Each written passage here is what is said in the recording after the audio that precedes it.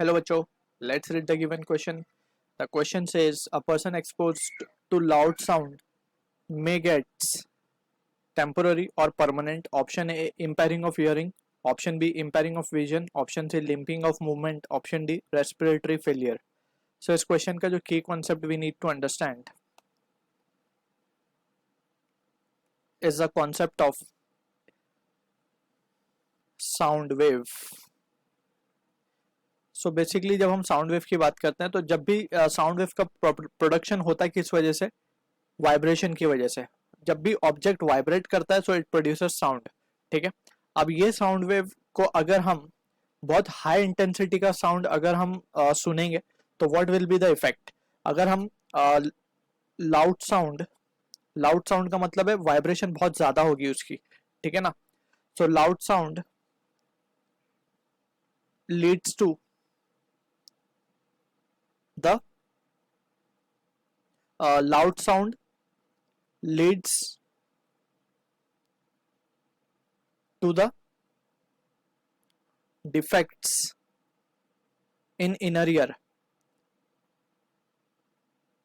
हमने basically ear को 3 sections में डिवाइड किया है, outer, middle and inner ear. So inner ear basically जिसको हम कॉकलिया भी कहते हैं.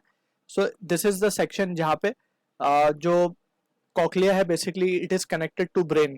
तो ये जितने भी वाइब्रेशन साउंड के इसके पास आते हैं ये सारे के सारे as a signal, electrical signal बना करके ब्रेन पे जाते हैं एंड वहां से ये इंटरप्रेट करता है कि ये किस तरीके की साउंड है या किस चीज की साउंड है ब्रेन में. ठीक है. तो यहाँ पे इनर ईयर को डिफेक्ट करता है लाउड साउंड अगर हम उसको बहुत ज्यादा देर तक सुनेंगे तब. ठीक है. It damages the cochlea part. ठीक है.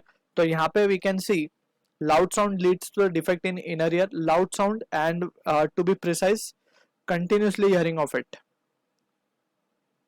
Continuous hearing of the loud sound will lead to this problem.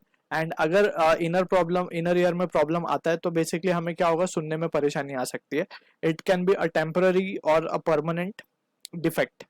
ठीक है. So this will lead to impairing of hearing. So from the options given we can see कि option A will be the correct answer for this. यानी कि हमें सुनने में दिक्कत आ सकती है if we are prolonged too much time for with the loud sound. ठीक है. So option A will be correct for this. I hope you understood the solution. All the best.